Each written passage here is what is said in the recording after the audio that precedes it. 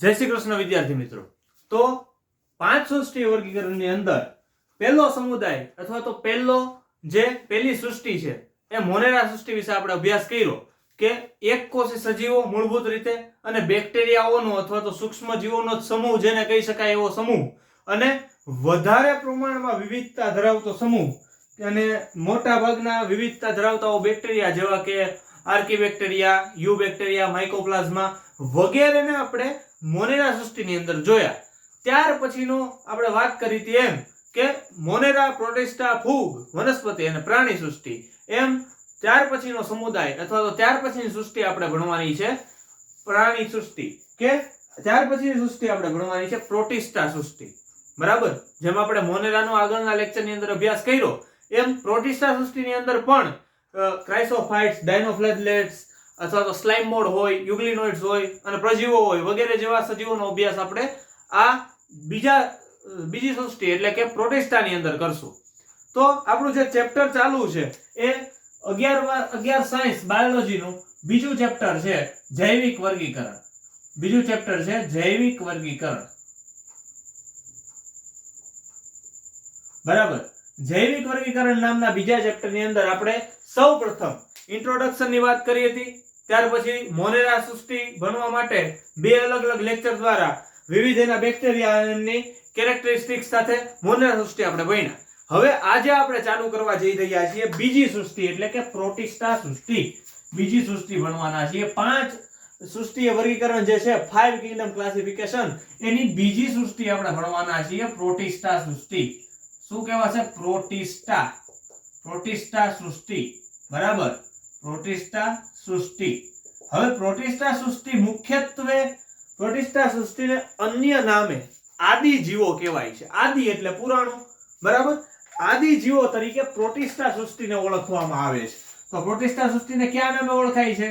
તો કે આદિ જીવો તરીકે ઓળખાય છે। આદિ જીવોની સૃષ્ટિ। જેમ મોનેરા સૃષ્ટિ કેવા સજીવોની સૃષ્ટિ કહેવાતી? તો કે સૂક્ષ્મ જીવોની સૃષ્ટિ જેમ કહેવાતી એમ પ્રોટિસ્ટા સૃષ્ટિ જે છે એ આદિ જીવોની સૃષ્ટિ તરીકે એને નામ આપવામાં આવ્યું છે। બરાબર, તો આપણે આગળની મોનેરા સૃષ્ટિમાં જોયું હતું કે તેમાં પણ એકકોષી સજીવો હતા પણ અને સાથે સાથે પ્રોટિસ્ટામાં પણ એકકોષી સજીવો જ હશે। આની અંદર સજીવોના લાક્ષણિકતા આપણે જોઈએ છે, લક્ષણો જોઈએ છે। બરાબર, તો પહેલું લક્ષણ છે એકકોષી, એક કોષનું હોવું। બરાબર, તો પ્રોટિસ્ટા સૃષ્ટિના સભ્યો પણ એકકોષી જ હશે। કેવા હશે? તો કે એકકોષી। બરાબર, એકકોષી હશે। બીજું એનું છે સુકોષ કેન્દ્રી। સુકોષ કેન્દ્રી કેવા હશે? સુકોષ કેન્દ્રી। બરાબર, એટલે એને કેવા કહેવાય? તો કે યુકેરિયોટિક સજીવો કહેવાય। બરાબર, કઈ રીતે? મેં તમને આગળના લેક્ચરની અંદર લગભગ 2-3 લેક્ચર પહેલા એક માહિતી આપી હતી કે સુકોષ કેન્દ્રી અને આદિકોષ કેન્દ્રી કોષ કેવા કોષને સુકોષ કેન્દ્રી કોષ કહેવાય અને કેવા કોષને આદિકોષ કેન્દ્રી કોષ કહેવાય? તો એવા કોષ કે જેમના કોષ કેન્દ્ર ફરતે પટલમય અંગિકાઓ આવેલી હોય અને એમનું કોષ કેન્દ્ર પટલ સંપૂર્ણપણે ડેવલપ થયેલું હોય અથવા તો સંપૂર્ણપણે વિકસિત હોય એવા સજીવોને અથવા એવા સેલને, એવા કોષને સુકોષ કેન્દ્રી કોષ અથવા તો યુકેરિયોટિક કોષ કહેવામાં આવશે। તો એવા જ પ્રકારના સજીવો પ્રોટિસ્ટા સૃષ્ટિની અંદર હશે। બધા જ હંમેશા સુકોષ કેન્દ્રી જ હશે।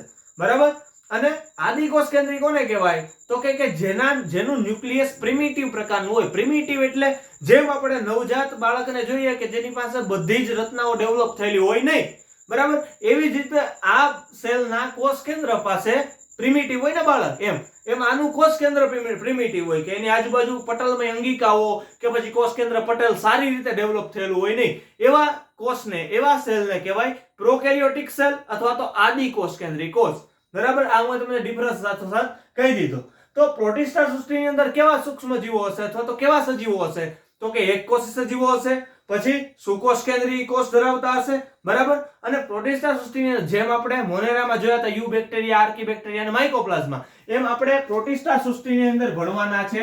પ્રોટિસ્ટા સૃષ્ટિની અંદર ભણવાના છે પહેલું તો ક્રાઇસોફાઇટ્સ,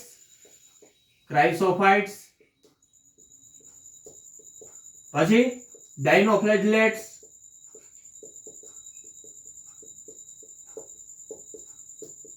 યુગ્લિનોઇડ્સ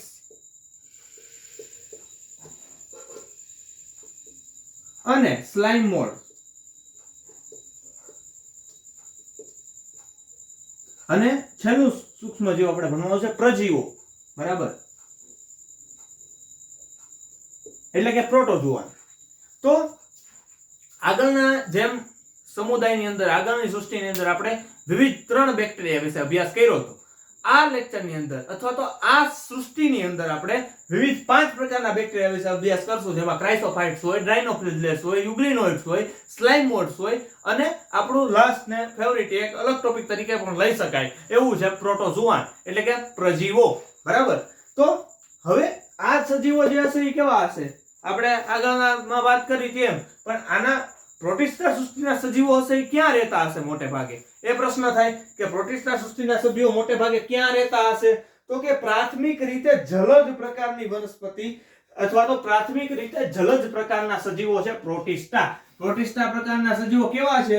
તો કે પ્રાથમિક રીતે જલજ, પ્રાથમિક રીતે જલજ, પ્રાથમિક રીતે જલજ એટલે બળતરા કરાવે એવા નહીં, જલજ એટલે બળતરા કરાવે એવા નહીં, જલજ એટલે કે જે મરાઇન કહેવાય, મરાઇન ઓર્ગેનિઝમ્સ કહેવાય કે જે પાણીમાં રહેતા હોય એવા. એટલે પ્રાથમિક રીતે જલજ, એનું રહેઠાણ સ્થાન છે પ્રાથમિક રીતે જલજ, અથવા તો એ મુખ્યત્વે જળની અંદર રહેતા હોય, વોટરની અંદર રહેતા હોય, પાણીની અંદર રહેતા હોય એવા, બરાબર.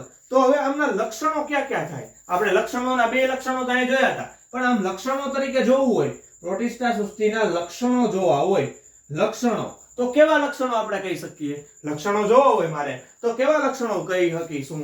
સુકોષ કેન્દ્રી પ્રકારનો કોષ ધરાવે છે દરેક પ્રોટિસ્ટા, તો એમની પાસે કેવા લક્ષણો હોય છે? મેં તમને હમણાં જ સુકોષ કેન્દ્રી કોષ અને આદિકોષ કેન્દ્રી કોષની વ્યાખ્યા સાથે તમને ડિફરન્સ કહી દીધો, એના ઉપરથી જ લક્ષણો લખી શકાય કે જો સુકોષ કેન્દ્રી કોષ પ્રકારનું આયોજન ધરાવતા હોય, બરાબર, તો એમના લક્ષણો કેવા હશે? તો કે ભાઈ એમની પાસે પટલમય અંગિકાઓ હશે, પટલમય અંગિકાઓની હાજરી, પટલમય અંગિકાઓ હાજર હશે, બરાબર. પછી પટલમય અંગિકાઓ હાજર હશે, સાથે સાથે એમનું જે કોષ કેન્દ્ર હશે કેવું હશે? સુવિકસિત હશે, બરાબર.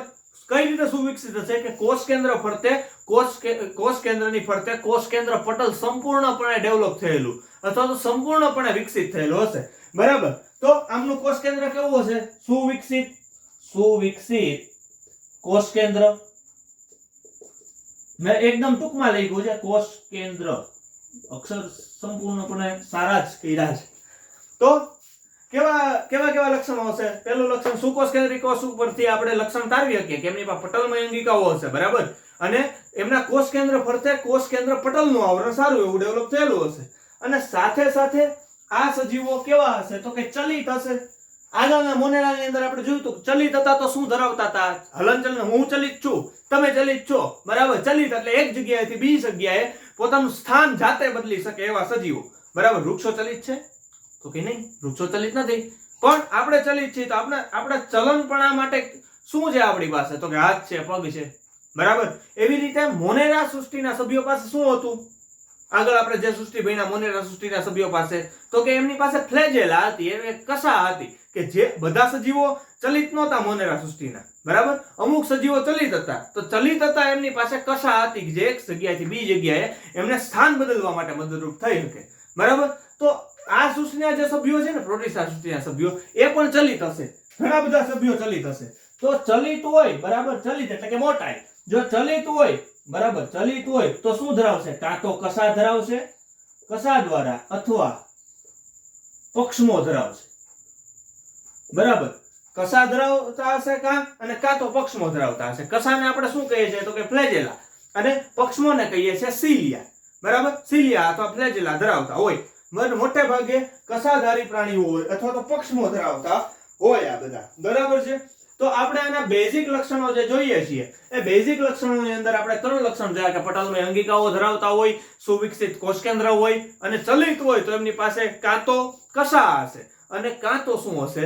તો કે આ પક્ષમો એટલે કે કાં ફ્લેજેલા હશે અને કાં હશે સિલિયા, બરાબર. હવે આપણે આમના શું વાત કરી? બેઝિક લક્ષણની વાત કરી, શું ભણવાનું છે એની વાત કરી, લક્ષણોની વાત કરી. હવે એમનો જોવાનો છે પ્રજનનનો પ્રકાર, કારણ કે આપણે આગળ કીધું એમ કે 5 સૃષ્ટિ વર્ગીકરણ થયું છે શેના આધારે? તો કે બાહ્ય દેખાવ, પોષણ પદ્ધતિ, ઉદ્વિકાસીય સંબંધો, પ્રજનનની પ્રક્રિયા અથવા પ્રજનનની પદ્ધતિ, વગેરેના આધારે થયું છે અને મૂળભૂત લક્ષણોના આધારે થયું છે. તો મૂળભૂત લક્ષણમાંનું એક લક્ષણ છે પ્રજનન, અને એ પ્રજનન માટેની પદ્ધતિ કેવી પ્રોટિસ્ટા સૃષ્ટિના સભ્યો અનુસરે છે એ વસ્તુ આપણે અહીંયા જોઈએ કે મોટે ભાગે પ્રોટિસ્ટા આપણે પ્રજનનની લાક્ષણિકતા એટલે કે પ્રજનન, બરાબર. તો મોટે ભાગે પ્રોટિસ્ટા સૃષ્ટિના સભ્યો કેવા હશે ખબર છે? તો કે અલિંગી પ્રજનન કરે છે, બરાબર. લિંગી પ્રજનન આમાં દેખાતું નથી. મોટે ભાગે લિંગી પ્રજનન, મોટે ભાગે અલિંગી, મોટે ભાગે અલિંગી પ્રજનન, બરાબર. તો આપણે સૌપ્રથમ પ્રોટિસ્ટા સૃષ્ટિના ઇન્ટ્રોડક્શનમાં શું જોયું? તો કે પ્રોટિસ્ટા સૃષ્ટિના ઇન્ટ્રોડક્શનની અંદર જોયું કે પ્રોટિસ્ટા સૃષ્ટિને અન્ય આદિજીવો તરીકે ઓળખવામાં આવે છે એમના સભ્યોને. પછી મોટે ભાગે એક કોષી હોય, સુકોષ કેન્દ્રી કોષ ધરાવતા હોય, બરાબર. અને એમનું જે પ્રાથમિક લાક્ષણિકતા છે, મૂળભૂત લાક્ષણિકતા છે એવી છે કે જલજ સ્થાનમાં નિવાસ કરતા છે, નહીં કે સ્થલજ, બરાબર. તો એની અંદર આપણે ક્યાં ક્યાં ભણવાના થાય? તો પેલું છે ક્રાઇસોફાઇટ્સ ભણશું આમને ઇન્ટ્રોડક્શન. પછી સૌપ્રથમ જે ટોપિક આવશે હવે આપણે હમણાં ભણશું એ છે ક્રાઇસોફાઇટ્સ. ત્યારબાદ ભણશું ડાયનોફ્લેજલેટ્સ, ત્યારબાદ ભણશું યુગ્લિનોઇડ્સ, ત્યારબાદ ભણશું આપણે સ્લાઇમ મોડ, અને ત્યાર પછી ભણશું પ્રજીવો એટલે કે પ્રોટોઝોઆન, બરાબર. અને આ 5 પ્રકારના સજીવો આપણે પ્રોટિસ્ટા સૃષ્ટિની અંદર ભણવાના આવશે. ત્યાર પછી એના મૂળભૂત લક્ષણોની વાત કરી. મૂળભૂત લક્ષણો કેવા હોય? જો સુવિકસિત કોષ કેન્દ્ર ધરાવે છે, સુકોષ કેન્દ્રી કોષ છે, તો એની પાસે કોષ કેન્દ્ર કેવું હશે? સંપૂર્ણપણે ડેવલપ થયેલું. કઈ રીતે સંપૂર્ણપણે ડેવલપ થયેલું? કે એમના કોષ કેન્દ્ર ફરતે સંપૂર્ણ વિકસિત કોષ કેન્દ્ર પટલ આવેલું હોય, અને એમની ફરતે પટલમય અંગિકાઓ દરેક, જેવી કે પટલમય અંગિકા એટલે કેવી અંગિકા હોય? તો કે કણાભસૂત્ર પટલમય અંગિકા છે, હરિતકણ પટલમય અંગિકા છે, બરાબર છે. અંતઃકોષ રસધાર પટલમય અંગિકા છે, ગોલ્ગી પ્રસાધન પટલમય અંગિકા છે. તો આવી પટલમય અંગિકાઓ વિશે ચર્ચા આપણે 8મા ચેપ્ટરની અંદર, એટલે કે આપણું જે સેલ નામનું ચેપ્ટર છે, કોષ ચેપ્ટર છે, એ કોષની અંદર આપણે દરેક અંગિકાઓ વિશે વિસ્તૃત માહિતી ભણશું. પણ આવી બધી અંગિકાઓ જેમાં હાજર હોય એને સુવિકસિત અથવા તો સુકોષ કેન્દ્રી કોષ કહી શકાય, બરાબર. તો આ સુકોષ કેન્દ્રી કોષની પણ આપણે ચર્ચા કરી. પછી તો જો કે એ ચલિત હોય, જો આ સૃષ્ટિના સભ્યો ચલિત હોય તો એ શું ધરાવતા હશે? તો કે કસા ધરાવતા હશે, અથવા તો પક્ષમો ધરાવતા હશે, એટલે કે ફ્લેજેલા ધરાવતા હશે, અને કાં તો સિલિયા ધરાવતા હશે, બરાબર. અને આમનો પ્રજનન પદ્ધતિ મોટે ભાગે કેવી છે? અલિંગી, બરાબર. તો આ થયું આપણું પ્રોટિસ્ટા સૃષ્ટિનું ઇન્ટ્રોડક્શન. હવે આપણે ભણશું પ્રોટિસ્ટા સૃષ્ટિનો પ્રથમ સભ્ય એટલે કે ક્રાઇસોફાઇટ્સ. હવે આપણે ભણશું ક્રાઇસોફાઇટ્સ. હવે આપણે ભણશું ક્રાઇસોફાઇટ્સ. હવે આપણે ભણશું ક્રાઇસોફાઇટ્સ. પ્રોટિસ્ટા સૃષ્ટિના પ્રથમ સભ્ય એટલે કે ક્રાઇસોફાઇટ્સ. આ ક્રાઇસોફાઇટ્સ વિશે હવે આપણે અભ્યાસ કરીશું. પ્રથમ સભ્યો છે ક્રાઇસોફાઇટ્સ. ક્રાઇસોફાઇટ્સ, બરાબર. હવે ક્રાઇસોફાઇટ્સ ની અંદર કેવા કેવા સજીવો આવતા હશે? ક્રાઇસોફાઇટ્સ ની અંદર કેવા કેવા સજીવો આવતા હશે? તો કે એક તો ડાયેટમ્સ, પછી ડેસિમ્સ, બરાબર. આની અંદર સભ્યો આવતા હશે ડાયેટમ્સ,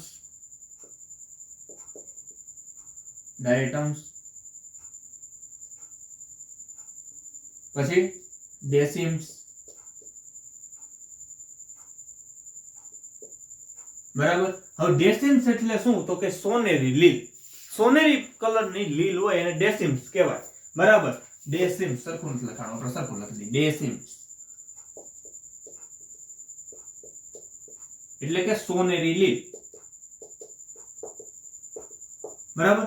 હવે આ પ્રકારના સભ્યો કોની અંદર આવેલા હશે? તો કે પ્રોટિસ્ટા સૃષ્ટિના પ્રથમ પ્રકારના સજીવો ક્રાઇસોફાઇટ્સ, જેની અંદર આપણે ડાયેટમ્સ જોવા મળે છે, અને ડાયેટમ્સ ને ડેસિમ્સ પ્રકારની સોનેરી લીલ આપને જોવા મળશે. તો હવે પ્રશ્ન થાય કે આ લોકોનું રહેઠાણ ક્યાં હશે? બરાબર. જેમ આપણે જોયું પ્રોટિસ્ટા સૃષ્ટિના દરેક સભ્યો, મોટાભાગના સભ્યો બધા કેવા હશે? તો કે જલજ જ હશે, પ્રાથમિક રીતે જલજ જ હશે, બરાબર. પણ ક્યાં કઈ જગ્યાએ આમનું રહેઠાણ છે? તો આપણે એમનું રહેઠાણ વિશે ચર્ચા કરીએ. રહેઠાણ, બરાબર. રહેઠાણ એટલે કે વસવાટ અથવા તો નિવાસસ્થાન. નિવાસસ્થાન ક્યાં હોય? તો કે પાણીમાં. કેવા પાણીમાં? તો કે દરિયાઈ પાણીમાં. ક્રાઇસોફાઇટ્સ ને ડાયેટમ્સ બધા મોટે ભાગે દરિયાઈ પાણીમાં જોવા મળે છે, બરાબર. દરિયાઈ પાણીમાં આમનું નિવાસસ્થાન મોટે ભાગે હોય છે, દરિયાઈ પાણીમાં જોવા મળે છે. હવે તમને ખબર હોય તો દરિયાની અંદર અથવા તો પાણીની અંદર જથ્થો એકદમ પાણીનો જાજો હોય ત્યાં જે તરતા જો પ્રાણી સૃષ્ટિના સભ્યો હોય તો એમને ઝૂ પ્લેન્કટોન કહેવાય, અને વનસ્પતિ સૃષ્ટિના સભ્યો હોય તો એને ફાઇકોપ્લેન્કટોન કહેવાય. આઈ થિંક, હા, બરાબર. તો એની અંદર આપણે આ જે પ્રકારના સજીવો હશે એ કેવા પ્રકારના સજીવો? અને પ્લેન્કટોન એટલે કે પ્લવકો એ પ્લેન્કટોન, બરાબર છે. તો આ સૃષ્ટિના સભ્યો ક્રાઇસોફાઇટ્સ પ્રકારના સભ્યો હશે એને શું કહેવાશે? તો કે પ્લવકો, મુખ્યત્વે તરતા, દરિયામાં તરતા. મુખ્યત્વે આ પ્રકારના સજીવો ક્યાં હોય? તો કે મુખ્યત્વે આ પ્રકારના સજીવો દરિયાના પાણીમાં તરતા હોય એટલે એને શું કહેવાય? તો કે પ્લવકો એટલે કે પ્લેન્કટોન્સ, બરાબર, એટલે કે પ્લવકો. શું જોયું? તો કે ક્રાઇસોફાઇટ્સ નામના સમુદાયની અંદર એવા સજીવો આપણે જોવાના છે કે ડાયટમ્સ જોવાનું છે, પછી ડેસિમ્સ જોવાનું. ડેસિમ્સ એટલે કે સોનેરી લીલ, બરાબર. અમને આ બધા પ્રકારનું ક્રાઇસોફાઇટ્સ ના મોટા ભાગના સભ્યોનું નિવાસસ્થાન ક્યાં હશે? તો કે દરિયાઈ પાણીમાં ઊંડાણ સુધી, બરાબર. અને દરિયાઈ પાણીમાં ઊંડાણ સુધી હોય અને ઘણી વખત તરતાય હોય. they are floating on the sea, બરાબર. તો દરિયાઈ પાણી ઉપર તરતા હોય ત્યારે એક તરતા હોય એમને પ્લવકો કહેવાય. અને પ્લવકો એટલે કે પ્લેન્કટોન્સ, બરાબર. આટલી આપણે ચર્ચા કરી, એમના રહેઠાણ વિશે વાત કરી અને જોયું એમના મૂળભૂત જે સજીવો છે. હવે આપણે જોવાના છે ડાયટમ્સ. આ ડાયટમ્સ વિશે આપણે વાત કરીએ છીએ. અહીંયા વાત કરીએ છીએ, બરાબર. ડાયટમ્સ એટલે શું? તો કે ડાયટમ્સ એટલે એવા સજીવો છે કે જેમની પાસે બે આચ્છાદિત કોષ દિવાલ ધરાવતા હોય. ડાયટમ્સ છે ને એ બે આચ્છાદિત કોષ દિવાલ ધરાવતા હોય. આચ્છાદિત કોષ દિવાલ ધરાવતા હશે, બરાબર. બે આચ્છાદિત કોષ દિવાલ ધરાવતા હશે, બરાબર છે. આ કોષ દિવાલ શેની બનેલી હોય? તો કે સિલિકા નામના દ્રવ્યોની બનેલી હોય છે. આ દિવાલ કેવી હશે? દિવાલના પ્રકાર જો અહીં દિવાલની વાત કરી છે. દિવાલ કેવી છે? ખૂબ જ મજબૂત. શું કામ છે? કારણ કે એ સિલિકાની બનેલ છે. એટલે ખૂબ જ મજબૂત એટલે છે કારણ કે સિલિકા નામના તત્વની બનેલ છે. સિલિકા તત્વની બનેલ, બરાબર.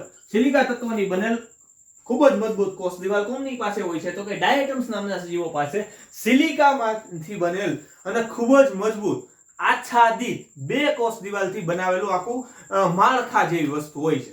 હવે ઈ કેવી છે? ખૂબ જ મજબૂત તો શું થાય? તૂટશે? તો નહીં તૂટે. તો આ જે આ કોષ દિવાલ છે ને લાંબા સમયે તૂટતી નથી, બરાબર છે. લાંબા સમયે તૂટતી નથી. એટલે આ જે તૂટતી નથી કોષ દિવાલ અથવા તો જે ડિઝોલ્વ નથી થતી, જેનું વિઘટન નથી થઈ શકતું એવી કોષ દિવાલ નૈસર્ગિક પર્યાવરણની અંદર મળી જાય છે. નૈસર્ગિક પર્યાવરણ એટલે એનું જે દરિયાઈ સમુદાય રહ્યો ને એ દરિયાઈ સમુદાયની અંદર મળી જાય છે. આ નૈસર્ગિક નિવાસસ્થાનોમાં કોષ દિવાલનો જથ્થો ભેગો થઈ જાય. માની લો કે પ્રાણી મળી ગયું, બરાબર. ડાયટમ્સ નામનું જે સજીવ હશે એ સજીવ તો હોય ગયું, પણ એની કોષ દિવાલ રહેવાની છે. બરાબર. તો એ કોષ દિવાલ શું થાય? આપને ખબર છે કોષ દિવાલ એકદમ સિલિકાને કારણે ખૂબ જ મજબૂત છે, તો એ ડિઝોલ્વ થાય નહીં. તો પ્રાણીનું વિઘટન થઈ ગયું. પણ ડાયટમ્સની જે કોષ દિવાલ છે એ કોષ દિવાલનો જથ્થો ક્યાં એકત્રિત થશે? તો કે નૈસર્ગિક પર્યાવરણની અંદર અથવા તો નૈસર્ગિક નિવાસસ્થાનમાં. નૈસર્ગિક નિવાસસ્થાન કયું છે આમનું? પ્રાથમિક રીતે જલજતા, એટલે તો દરિયાઈ નિવાસસ્થાનમાં જથ્થો શેમાં ભેગો થશે? તો કે દરિયામાં, બરાબર. દરિયામાં જથ્થો ભેગો થશે. ક્યાં ભેગો થશે? જે કોષ દિવાલનો જથ્થો ડિઝોલ્વ થવાનો નથી એટલે એનો કોષ દિવાલનો જથ્થો દરિયામાં ભેગો થશે. હવે આ દરિયામાં જથ્થો ભેગો થઈ અને ડાયટમ્સ નામની પૃથ્વીની રચના કરે છે. એટલે કે ડાયટોમેટિક પૃથ્વીની રચના કરે છે. ડાયટોમેટિયસ પૃથ્વી, બરાબર. આને શું કહેવાય? આ જે જથ્થો ભેગો થયો ને, જે ડિઝોલ્વ નથી થયો તેવો જથ્થો, એ જથ્થો ભેગો થઈને શું બનાવશે? તો કે ડાયટોમેટિયસ પૃથ્વી નું નિર્માણ કરશે. કોણ? તો કે ડાયટમ્સ ની જે કોષ દિવાલ આપણે જે ડિઝોલ્વ નથી થઈ શકતી અને ઈ કોષ દિવાલ ભેગી થઈ અને ડાયટોમેટિયસ પૃથ્વીની રચના કરશે. એટલે કે ડાયટોમેટિક અર્થ ની રચના કરશે. ક્યાં રચના કરશે? તો કે સમુદ્રની અંદર રચના કરે. ડાયટોમેટિયસ અર્થ. આ તમને પ્રશ્ન પૂછાતો હોય કે ડાયટોમેટિયસ અર્થની રચના કરતા સજીવો કોની અંદર જોવા મળે છે? એમાં તમને પાછા આપ્યા હોય પ્રકાર. એ બધા પ્રકાર પ્રોટિસ્ટાના નો આપ્યા હોય, અલગ અલગ સમુદાયના, અલગ અલગ સૃષ્ટિના આપ્યા હોય, બરાબર છે. તો તમને અલગ અલગ આપ્યા ભાઈ. અત્યારે આપણે પ્રોટિસ્ટા પૂરતું રાખીએ તો ક્રાઇસોફાઇટ્સ, ડાયનોફ્લેજેલેટ્સ, પછી તો કે યુગ્લિનોઇડ, સ્લાઇમ મોડ કે પ્રજીવો. 5 ઓપ્શન નો હોય, 4 જ ઓપ્શન, એટલે આપણે 4 ઓપ્શન રાખીએ. તો તમને એવો પ્રશ્ન પૂછે કે ડાયટોમેટિયસ પૃથ્વીની રચના કોણ કરે છે? બરાબર. તો આપણે ઉતાવળમાં એવું લખી નાખી બીજો ઓપ્શન છે ને ભાઈ આ ડાયનોફ્લેજેલેટ, તો એમાં આવતું હશે, પણ નહીં. ડાયટમ્સ શેમાં આવે છે? ક્રાઇસોફાઇટ્સમાં. ઈ શું રચના કરે છે? તો કે ડાયટોમેટિયસ પૃથ્વીની રચના કરે છે, બરાબર. અહીંયા બહુ જ સમજવા જેવો એક પ્રશ્ન પૂછાતો હોય કે ડાયટોમેટિયસ અર્થની રચના કયા સમુદાયના સભ્યો કરે છે? બરાબર. પ્રોટિસ્ટાના કયા સમુદાયના સભ્યો ડાયટોમેટિયસ અર્થની રચના કરે છે? તો ઓપ્શન આપ્યા હોય ક્રાઇસોફાઇટ્સ, ડાયનોફ્લેજેલેટ્સ, યુગ્લિનોઇડ્સ અને સ્લાઇમોઇડ. તો ઉતાવળમાં વિદ્યાર્થી હું લખી નાખશે ડાયનોફ્લેજેલેટ્સ, કારણ કે એને ઈ પ્રાસ મળતો શબ્દ લાગશે કે ભાઈ હાલો ભાઈ ડાયટમ્સ છે તો ડાયનોફ્લેજેલેટ્સ માં આવતો છે, પણ નહીં. ડાયટમ્સ શેમાં આવે છે? તો કે ક્રાઇસોફાઇટ્સ ની અંદર આવે છે. અને ઈ શું કામ ડાયટોમેટિક પૃથ્વીની રચના અથવા તો ડાયટોમેટિયસ પૃથ્વીની રચના કરે છે? કે એ સભ્યો એવી કોષ દિવાલ ધરાવે છે, સિલિકાયુક્ત કોષ દિવાલ ધરાવે છે કે જે પાણીમાં ઓગળતી નથી, અને ઈ ન ઓગળેલી કોષ દિવાલનો જથ્થો ભેગો થાય છે અને ડાયટોમેટિયસ પૃથ્વીની રચના થાય છે. ઈ ડાયટોમેટિયસ અર્થ એની રચના કયા સભ્યો કરે છે? તો કે ક્રાઇસોફાઇટ્સના ડાયટમ્સ નામના સભ્યો કરે છે. બરાબર. તો હવે આપણે જોઈએ આમનું બીજો ટોપિક, એટલે કે ક્રાઇસોફાઇટ્સ વિશે આપણે વાત કરી નાખી. હવે આપણે જોઈએ ક્રાઇસોફાઇટ્સ પછી ડાયનોફ્લેજેલેટ્સ. બરાબર. હવે આપણે જોઈએ ડાયનોફ્લેજેલેટ્સ. તો હવે આપણે જોઈએ પ્રોટિસ્ટા સૃષ્ટિના બીજા સભ્યો. આપણે એક સભ્ય વિશે ચર્ચા કરી, ક્રાઇસોફાઇટ્સ વિશે ચર્ચા કરી. એની અંદર શું ભણ્યા? તો કે ડાયટમ્સ વિશે વાત કરી. ડાયટમ્સ કઈ રીતે ડાયટોમેટિયસ પૃથ્વીની રચના કરે છે એના વિશે આપણે વિસ્તૃત ચર્ચા કરી. એની ઉપરથી જ કન્સેપ્ટ બેઝ પ્રશ્ન પૂછાતા હોય. એવો જ પ્રોટિસ્ટા સૃષ્ટિનો બીજો સભ્ય છે ડાયનોફ્લેજેલેટ્સ. ડાયનોફ્લેજેલેટ્સ ની અંદર પણ વાત આવશે રતાશ પડતી ભરતી ઓટની. તો એ પણ એક કન્સેપ્ચ્યુઅલ ટોપિક છે. હું અત્યારે સમજાવું છું, સારી રીતે સમજાવવાની હું સારામાં સારી રીતે ટ્રાય કરીશ. બરાબર. તો પ્રોટિસ્ટા સૃષ્ટિના બીજા સભ્યો છે ડાયનોફ્લેજેલેટ્સ.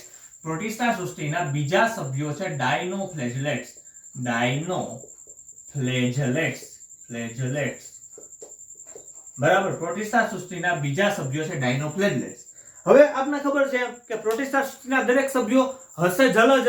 બરાબર. જલજ હોય તો કાં તો મીઠા પાણીમાં રહેતા હોય કાં ખારા પાણીમાં રહેતા હોય. બરાબર. તો એવી આપણે જેમ આગળ જોયું ક્રાઇસોફાઇટ્સના સભ્યો મુખ્યત્વે દરિયાઈ છે, એમ આ ડાયનોફ્લેજેલેટના સભ્યો પણ મુખ્યત્વે કેવા છે? આના લક્ષણો જ થાય છે. આ લક્ષણો વિશે જ વાત આલે છે. મુખ્યત્વે કેવા છે? તો કે દરિયાઈ, એટલે કે એનું રહેઠાણ કેવા છે? દરિયામાં. બરાબર. પછી અમુક પ્રકારના ડાયનોફ્લેજેલેટ્સના સભ્યો શું કરી શકે છે? તો કે પ્રકાશ સંશ્લેષણની ક્રિયા. તો અમને બીજો કયો ગુણધર્મ આપી શકાય? તો કે પ્રકાશ સંશ્લેષી. બરાબર. ડાયનોફ્લેજેલેટ્સ કેવા પ્રકારના સજીવો છે? તો કે દરિયાઈ છે, પ્રકાશ સંશ્લેષી છે. બરાબર. અને પ્રકાશ સંશ્લેષણ કરવા માટે આપણે ખબર છે એમ કે રંજક દ્રવ્યની જરૂર પડશે. માત્ર હરિત દ્રવ્યથી જ પ્રકાશ સંશ્લેષણ થાય એવું જરૂરી નથી. બરાબર. તો રંજક દ્રવ્યની જરૂર પડશે પ્રકાશ સંશ્લેષણ માટે. તો વિવિધ પ્રકારના રંજક દ્રવ્યો ધરાવે છે. ડાયનોફ્લેજેલેટ્સના સભ્યો વિવિધ પ્રકારના રંજક દ્રવ્યો ધરાવે છે. રંજક દ્રવ્યો એટલે કે રંગ કણો ધરાવે છે. કેવા પ્રકારના રંગ કણો ધરાવે છે? તો કે લાલ, પીળા, લીલા, બરાબર, બદામી, વાદળી કે રાતા. કેવા પ્રકારના રંગ કણો અથવા તો રંજક કણો ધરાવે છે? તો કે લાલ, બરાબર, લીલા, પછી પીળા, પછી રાતા અને વાદળી. એવા અલગ અલગ પ્રકારના રંજક દ્રવ્યો ડાયનોફ્લેજેલેટ્સના સભ્યો ધરાવે છે. શું કામ? કારણ કે એ પ્રકાશ સંશ્લેષી છે એટલા માટે. આમના બધા લક્ષણોની જ વાત હાલે છે. બરાબર. હવે આગળ આપણે જોયું તેમ કે ડાયટમ્સના સભ્યો પાસે શું હતું? તો કે એની પાસે મજબૂત કોષ દિવાલ હતી. બરાબર છે. પણ આના સભ્યો પાસે કોષ દિવાલ એવી હશે કે તકતીઓ યુક્ત કોષ દિવાલ હશે. ડાયનોફ્લેજેલેટ્સના સભ્યો પાસે બે તકતી યુક્ત કોષ દિવાલ હશે. તકતીવાળી કોષ દિવાલ કોની પાસે હશે? ડાયનોફ્લેજેલેટ્સના સભ્યો પાસે તકતીવાળી કોષ દિવાલ હશે. હવે તકતીવાળી કોષ દિવાલ હશે, આ પણ એનું એક લક્ષણ છે. આવું પૂછે કે તકતીવાળી કોષ દિવાલ અથવા તો કોષ દિવાલ ફરતે તકતી. તકતીવાળી કોષ દિવાલ અથવા તો એમ કહીએ કે કોષ દિવાલ ફરતે તકતી. બરાબર. કોનામાં હોય? તો કે ડાયનોફ્લેજેલેટ્સમાં. આ આપણે ખબર પડી ગઈ. હવે આપણે એ ખબર છે કે પ્રોટિસ્ટા સૃષ્ટિના સભ્યો કેવા છે? તો કે ચલિત છે. બરાબર. પ્રોટિસ્ટા સૃષ્ટિના સભ્યો કેવા છે? તો કે ચલિત છે. હવે ચલિત હશે શું ધરાવતા હશે? કશાન પક્ષમાં ધરાવતા હશે ને. બરાબર. પણ ડાયનોફ્લેજેલેટ્સના સભ્યો ખાસ કરીને ચલિત હોય ત્યારે શું ધરાવતા હોય? તો કે બે કશાઓ ધરાવતા હોય. બે કશાઓ યુક્ત સજીવો. બરાબર. બે કશાઓ વાળા સજીવો ધરાવતા હોય. હવે બે પ્રકારની કશા કઈ રીતે ગોઠવાયેલી હોય? તો આમાંથી એક કશા છે ને, એક કશા આયામ રીતે ગોઠવાયેલી હોય. આયામ રીતે કોષ સાથે આયામ રીતે ગોઠવાયેલી હોય.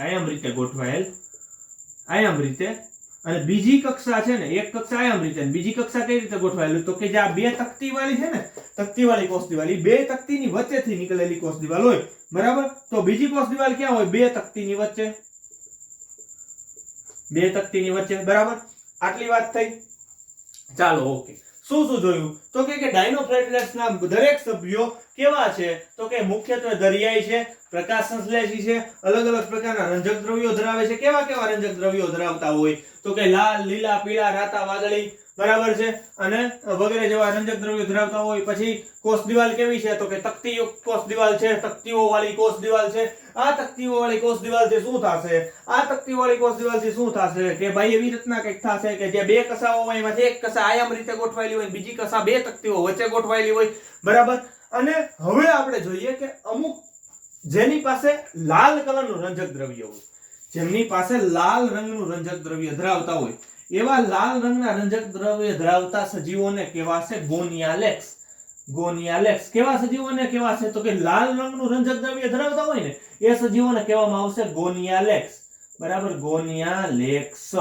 આ પણ યાદ રાખવા જેવી વસ્તુ કે લાલ રંગનું જે રંજક દ્રવ્ય ધરાવતા હોય એવા ક્રાઇસોફાઇટ્સના સભ્યોને ગોનિયાલેક્સ કહેવામાં આવે, બરાબર છે. આ ગોનિયાલેક્સ કેવા છે? તો કે ત્વરિત રીતે બહુગુણન પામતા એવા. બહુગુણન એટલે પોતાની સંખ્યામાં ત્વરિત રીતે વધારો કરી શકતા હોય એવા, બરાબર. ગોનિયાલેક્સ કેવા છે? ગોનિયાલેક્સનું લક્ષણ શું છે? તો કે ત્વરિત રીતે બહુગુણન પામે. ત્વરિત એટલે કે ઝડપી, ત્વરિત રીતે બહુગુણન પામે, ત્વરિત બહુગુણન કરે એટલે કે પોતાની સંખ્યામાં ત્વરિત વધારો કરે. હવે ત્વરિત વધારો કરશે. ગોનિયાલેક્સ કેવા રંગના છે? લાલ રંજક દ્રવ્ય, બરાબર. લાલ રંજક દ્રવ્ય, બરાબર. હવે ત્વરિત રીતે બહુગુણન પામે છે, લાલ રંગના રંજક દ્રવ્યો છે, તો જે તે સમુદ્રમાં હશે, જે તે વિસ્તારમાં હશે, ત્યાં શું ક્રિએટ કરશે? ત્યાં ક્રિએટ કરશે લાલ રંગનું પાણી, અથવા તો લાલ રંગનું કંઈક રતાશ પડતું સમુદ્ર, અથવા લાલ રંગનું પાણી ડેવલપ કરે એટલે એને શું કહેવાય? એટલે એને કહેવાય રતાશ પડતો સમુદ્ર. રતાશ પડતો સમુદ્ર શું લાવશે? તો કે લાલ અથવા તો રતાશ પડતી, લાલ અથવા તો રતાશ વાળી ભરતીને ઓટ, બરાબર. લાલ અથવા તો રતાશ પડતી ભરતીને ઓટ કોણ લાવશે?